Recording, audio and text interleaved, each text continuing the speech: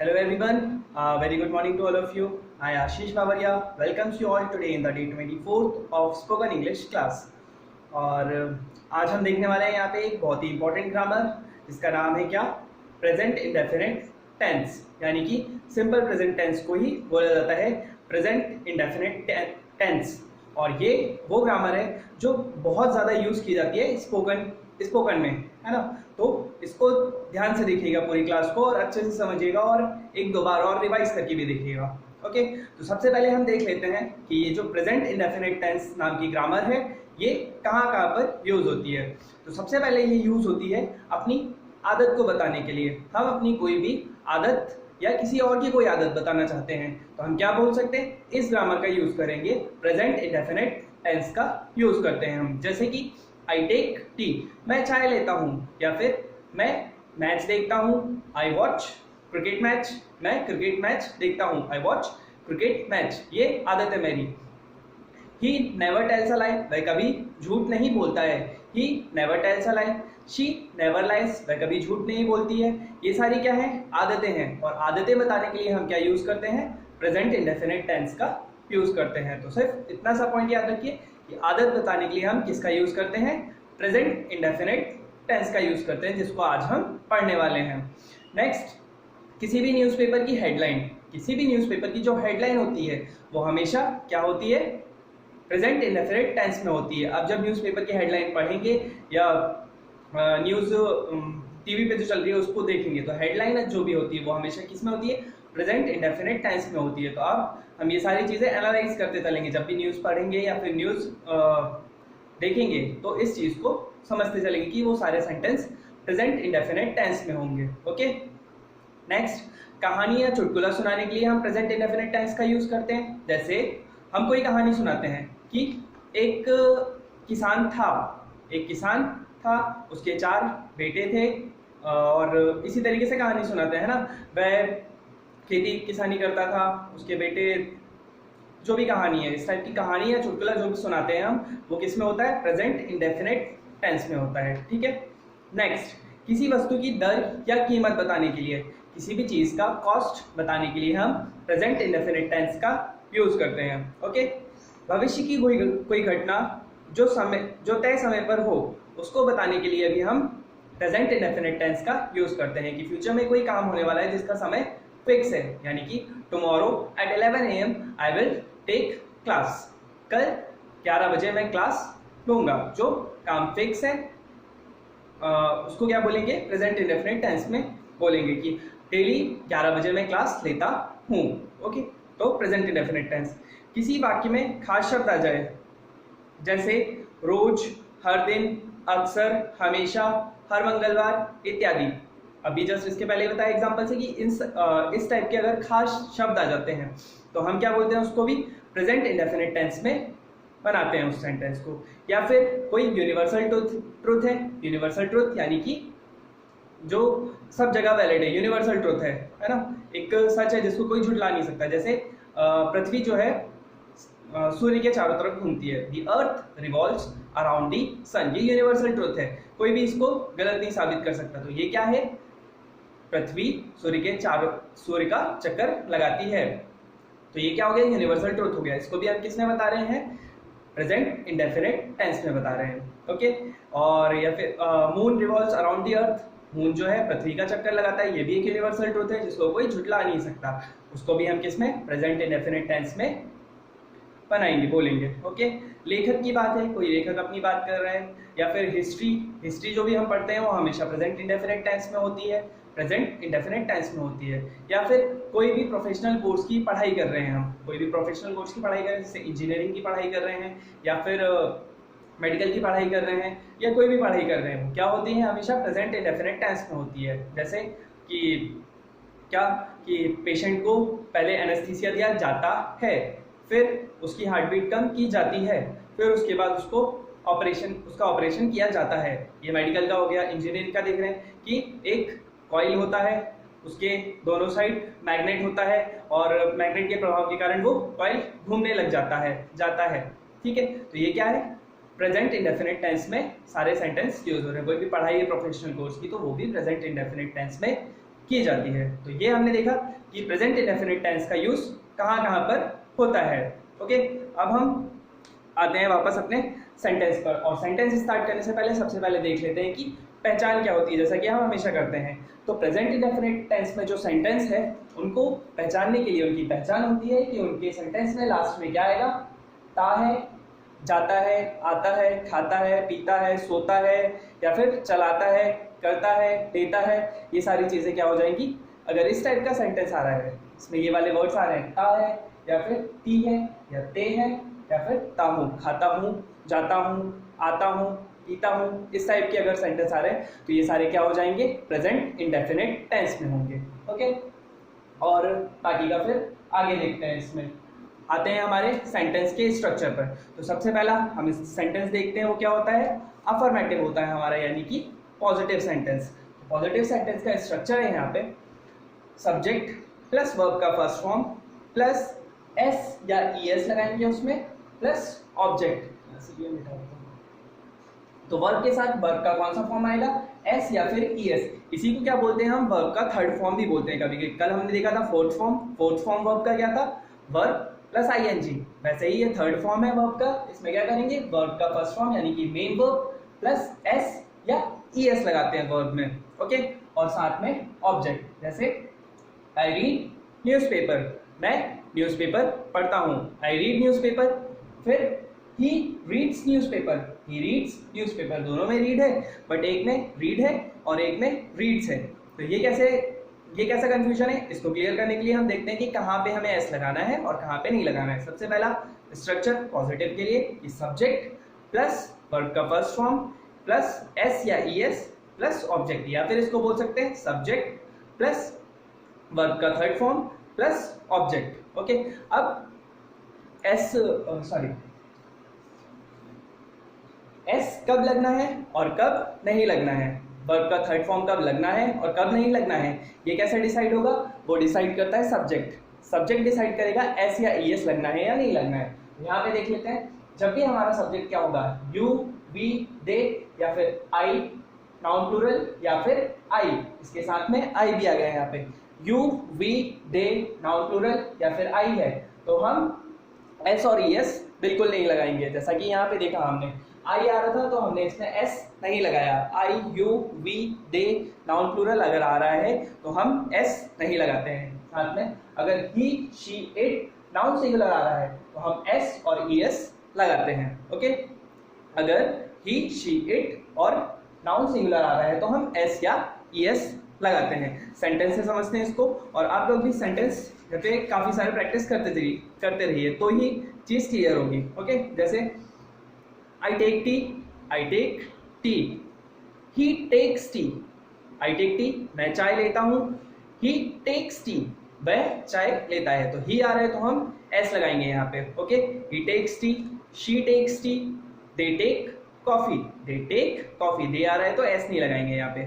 Okay, I play cricket, he plays cricket, I play cricket, he plays cricket, she plays cricket, they play cricket। Okay, next, I go to school, मैं school जाता हूँ, आई go to school.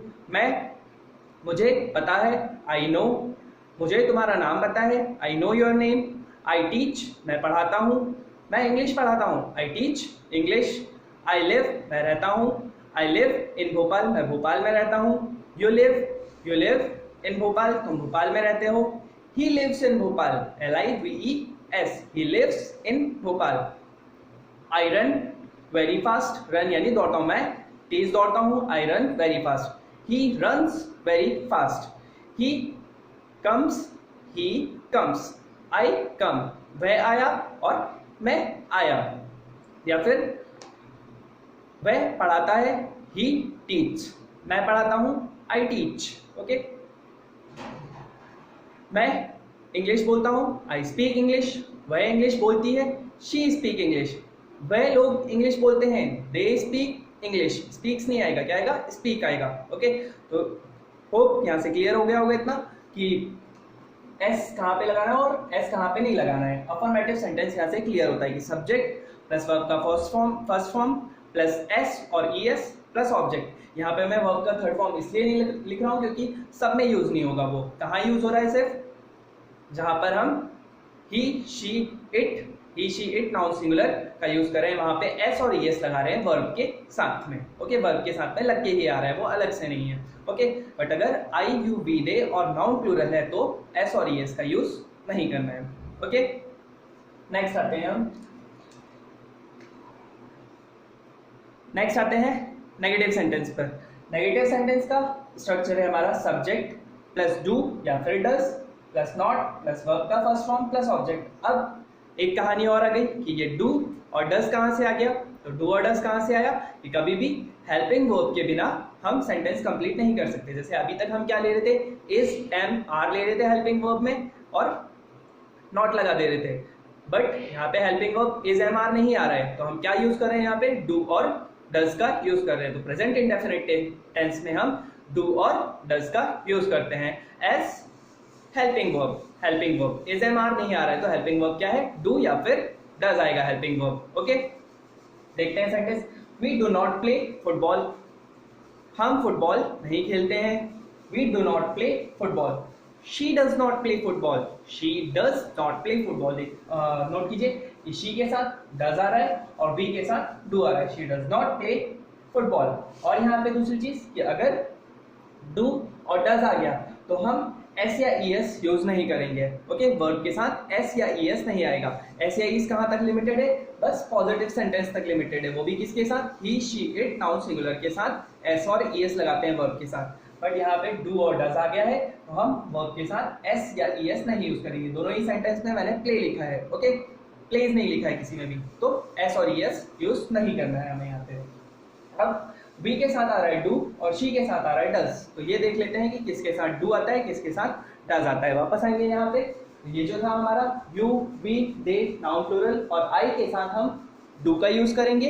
You we दे आई और noun plural के साथ हम do का use करेंगे।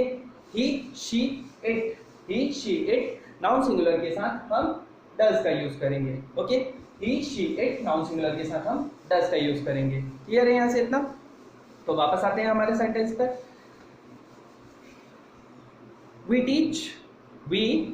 Teach हम पढ़ाते हैं। वी पॉजिटिव सेंटेंस में देखा था हम पढ़ाते हैं। वी टीच हम नहीं पढ़ाते हैं।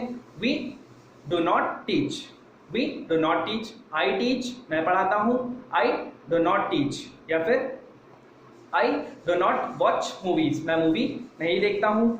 आई do not drive a car मैं कार नहीं चलाता हूँ। She does not drive a car वह कार नहीं चलाती है। He does not drive a car वह कार नहीं चलाता है। He does not take tea वह चाय नहीं लेता है। She does not take tea वह चाय नहीं लेती है। I do not take tea I के साथ डू आएगा। I do not take tea I के साथ डू आएगा। I do not take tea. Okay, तो यहाँ से नेगेटिव सेंटेंस क्लियर होता है हमारा। अब अफर्मेटिव में एक चीज रह गई थी कि कब एस और कब ईएस लगाना है, तो वो कैसे क्लियर होगा, सारे वर्ब के साथ हम एस लगाएंगे। वो चीज बता देता हूँ जो वहां पे स्किप हो गई थी। तो सारे वर्ब के साथ हम एस लगाएंगे, ठीक है।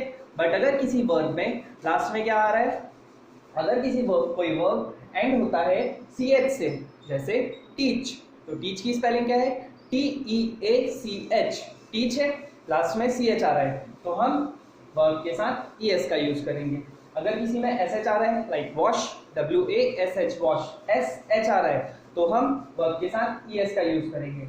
अगर किसी में लास्ट में आ रहा है SS, तो हम वर्ब के साथ es का यूज करेंगे। अगर किसी में लास्ट में आ रहा है x, जैसे बॉक्स, तो बॉक्स का हो जाएगा बॉक्सेस, BOXES बॉक्सेस। वैसे ही अगर लास्ट में आ रहा है o, गो, तो गो का हो जाएगा गोज। और ये सारी कहानी कहाँ तक लिमिटेड थी, सिर्फ अफर्मेटिव पॉजिटिव सेंटेंस तक, है ना। पॉजिटिव सेंटेंस में एस या फिर ईएस यूज करना है, बाकी किसी में नहीं करना है, क्योंकि डू और डज आ गया था हमारे पास हेल्पिंग वर्ब, तो एस और ईएस हमें यूज नहीं करना है। वहां पे कोई हेल्पिंग वर्ब नहीं था, इसलिए हम एस या फिर ईएस यूज कर रहे थे। और यहाँ से क्लियर होगा कि ईएस कहाँ लगाना है और एस कहाँ से, बाकी सबके साथ एस लगाना है वर्ब के साथ, और सिर्फ जो एंड हो रहे हैं सीएच से, एसएच से, एसएस से, एक्स से या फिर ओ, जिनके एंड में ये वर्ड्स आ रहे हैं, उनमें क्या लगाना है, वर्ब के साथ ईएस लगाना है हमें। क्लियर? नेक्स्ट आ जाते हैं हमारे इंट्रोगेटिव सेंटेंस पर, यानी कि क्वेश्चन बनाना सीखेंगे। तो इसका स्ट्रक्चर हो जाएगा इंट्रोगेटिव वर्ड। सबसे पहले इंट्रोगेटिव वर्ड ही आता है क्वेश्चन बनाने में, फिर do does plus subject plus verb का फर्स्ट फॉर्म प्लस ऑब्जेक्ट या प्लस ऑब्जेक्ट, यानी कि सेंटेंस देख लेते हैं। Where does he play cricket, where does he play cricket, वह क्रिकेट कहाँ खेलता है, वह क्रिकेट कहाँ खेलता है। Where does he play cricket, where does he play cricket. तो वेयर के साथ डज नहीं आ रहा है, डज आ रहा है ही के साथ, जो अभी बता चुका हूँ। He she it noun singular के साथ डज आएगा, I you we they noun plural के साथ डू आएगा। तो डू यू टेक टी, क्या तुम चाय लेते हो। How does he play cricket, वह क्रिकेट कैसे खेलता है। Where does he play cricket, वह क्रिकेट कहाँ पर खेलता है। और when do you go to school, तुम स्कूल कब जाते हो। When do you go to school, you आ रहा है तो यू के साथ डू आ रहा है यहाँ पे। When do you go to school, how do you go to school, तुम स्कूल कैसे जाते हो। How do you go to school. Where does he play cricket, वह क्रिकेट कहाँ खेलता है। How do they cook food, वह खाना कैसे पकाते हैं। How do they cook food, वह खाना कैसे पकाते हैं। तो यहाँ से क्लियर होगा कि डू किसके साथ आ रहा है, आई यू वी दे, और नाउन प्लूरल के साथ डू आ रहा है। ही शी इट, और नाउन सिंगुलर के साथ डज आता है। ओके, और इंट्रोनेगेटिव तो सबसे सिंपल है, सिर्फ सब्जेक्ट के पहले नॉट और सब्जेक्ट के बाद में नॉट। इंट्रोगेटिव जैसा ही पूरा स्ट्रक्चर रहता है, सब्जेक्ट के पहले नॉट लग जाता है, सब्जेक्ट के बाद में नॉट लग जाता है। दो तरीके से हम इंट्रोनेगेटिव सेंटेंस बना सकते हैं, और क्वेश्चन मार्क लगाना जरूरी है इंट्रोगेटिव क्वेश्चंस में, इंट्रोगेटिव सेंटेंस में। ओके, तो स्ट्रक्चर देख लेते हैं। Interrogative word plus do does plus not plus subject plus verb का first form plus object plus question mark, या फिर interrogative word plus do does plus subject plus not plus verb का first form plus object plus question mark. तो दो तरीके से बनता है interronegative sentence. Example, why does not he play tennis, वह टेनिस क्यों नहीं खेलता है। Why does not he play tennis, why does sorry okay he के साथ डज आ रहा है। Why does not he play tennis, why does he not play tennis, subject के पहले नॉट सब्जेक्ट के बाद में नॉट। बस इतनी सी कहानी है इंट्रोनेगेटिव में, सब्जेक्ट के पहले नॉट सब्जेक्ट के बाद में नॉट लगा दो, इंट्रोनेगेटिव बन जाता है। शुरू से एंड तक हम यही चीज देखेंगे। अगर इंट्रोगेटिव बना लिया तो इंट्रोनेगेटिव में बस सब्जेक्ट के पहले नॉट और सब्जेक्ट के बाद में नॉट लगाना होता है। और sentence, why does he not go to school, why does he not go to school, why does not he go to school, why does not he go to school. दोनों तरीके से देखिए। अब डू का देख लेते हैं। तो why do not you go to school, why do not you go to school, why do you not go to school, why do you not go to school. Subject पहले आ गया और सब्जेक्ट बाद में आ जाता है नॉट के। बस यही है इंट्रोनेगेटिव बनाने का सिंपल सा रूल स्ट्रक्चर। और चारों सेंटेंस हो गए हमारे, अफर्मेटिव, नेगेटिव, इंट्रोगेटिव और इंट्रोनेगेटिव। और सभी के स्ट्रक्चर अच्छे से समझ लीजिए और प्रैक्टिस करिए सारे सेंटेंसेस। जितने ज़्यादा प्रैक्टिस करेंगे उतना अच्छे से क्लियर होगी चीज़ें। लास्ट में एक चीज़ और जो बता देता हूँ वहाँ पे कि डू प्लस नॉट जो आ रहा है इसको डोंट बोला जाता है, डू प्लस नॉट को डोंट बोला जाता है, और डज प्लस नॉट को डजंट बोला जाता है। शॉर्ट में डू प्लस नॉट को डोंट बोला जाता है और डज प्लस नॉट को डजंट बोला जाता है। ओके, इतनी चीज़ें क्लियर होंगी। सारी चीज़ें बता दी हैं, डू नॉट बता दिए हैं और यूज बता दिए हैं, सबके पहचान बता दी है, और किसके साथ एस लगना है वो बता दिया है। और एस ध्यान रखेंगे सिर्फ कहाँ लगेगा, अफर्मेटिव में, क्योंकि वहाँ पे क्या है, हेल्पिंग वर्ब नहीं है। नेक्स्ट में हेल्पिंग वर्ब आ गया है डू और डज। नेगेटिव सेंटेंस में डू और डज आ गया है तो वहाँ पे हम एस और एस का यूज नहीं करते हैं वर्ब के साथ में। ओके, और नेक्स्ट क्लास हमारी होने वाली है, इसमें हम देखेंगे क्या, डेली इंग्लिश सेंटेंस की क्लास होने वाली है। और उसमें हम देखेंगे क्या, माई डेली रूटीन, कि हम अपना डेली रूटीन बताना सीखेंगे। ओके, तो देखते हैं नेक्स्ट क्लास में क्या होता है। और होप आप लोग प्रैक्टिस करेंगे। और क्वेश्चन आज भी मैं देने वाला हूँ प्रैक्टिस के लिए, तो उन क्वेश्चंस को भी प्रैक्टिस करिए, अपने आप से भी सेंटेंस बनाइए और उनको बोल कर देखिए। जितना ज़्यादा प्रैक्टिकल बोलेंगे, लिखने से फ़र्क नहीं पड़ेगा, जितना ज़्यादा बोल कर देखेंगे तो फ़र्क पड़ेगा। तो प्रैक्टिस करिए, बोल कर देखिए। Thank you so much, have a great day.